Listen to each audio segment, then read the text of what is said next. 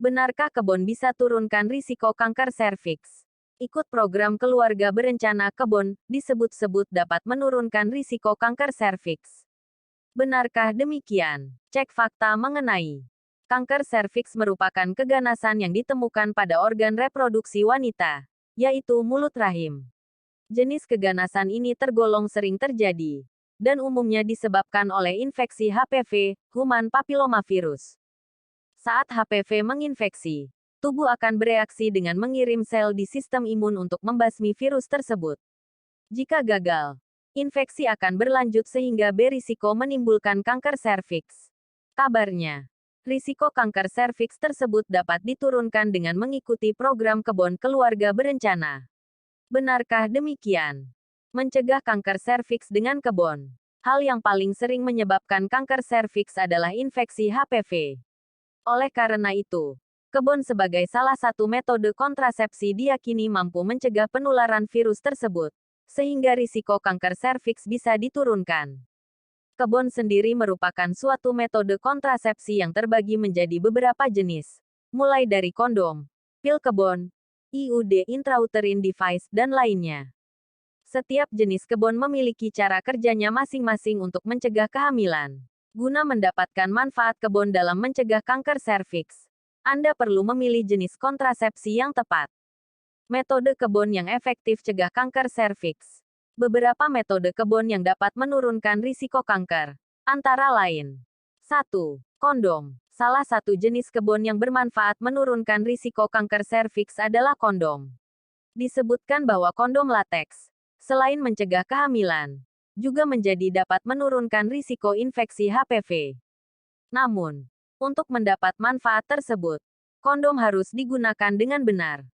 Artinya, Anda mesti mengenakan kondom yang baru sebelum hubungan seksual penetratif melalui vagina, anal, maupun oral. Selanjutnya, kondom juga mesti dipakaikan pada penis yang ereksi dengan memberikan sedikit ruang pada ujungnya untuk mengumpulkan air mani. Setelah melakukan aktivitas seksual, kondom perlu segera dilepas saat penis masih ereksi. Satu hal yang perlu digarisbawahi, penggunaan kondom dengan benar hanya melindungi area yang tertutup olehnya. Ini berarti bahwa area yang tidak tertutup oleh kondom tetap berisiko terkena infeksi HPV. Pada dasarnya, manfaat kondom dalam menurunkan risiko infeksi HPV bergantung pada lokasi tubuh yang terkena infeksi. 2. IUD. Selain kondom, ada pula metode kebon lain yang disebut mampu menurunkan risiko kanker serviks. Metode kebon ini dikenal dengan sebutan IUD alias AKDR, alat kontrasepsi dalam rahim. Faktanya, wanita yang menggunakan IUD memiliki angka kejadian kanker serviks lebih rendah 30% dibandingkan dengan mereka yang tidak menggunakannya. Alasan dari temuan itu memang masih dipelajari. Namun, diperkirakan bahwa AKDR membantu melawan infeksi HPV sehingga menurunkan risiko kanker serviks. Penggunaan IUD juga dapat memicu respons dari sistem kekebalan tubuh, sehingga dapat melawan infeksi HPV. Selain itu, penggunaan IUD dapat pula memicu sistem imun jangka panjang berkat reaksi terhadap komponen yang ada di dalamnya. Sistem daya tahan tubuh tersebut juga diduga menyerang virus HPV penyebab kanker serviks yang masuk ke dalam tubuh. Penggunaan kebon memang mampu mencegah penularan HPV, yang pada akhirnya menurunkan risiko kanker serviks.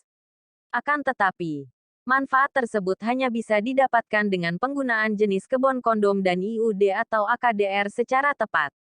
Terlepas dari itu, langkah terbaik untuk menurunkan risiko kanker serviks adalah dengan melakukan vaksinasi untuk HPV. Selain itu, lakukan juga perilaku deteksi dini, misalnya dengan menjalani pemeriksaan pap smear secara berkala.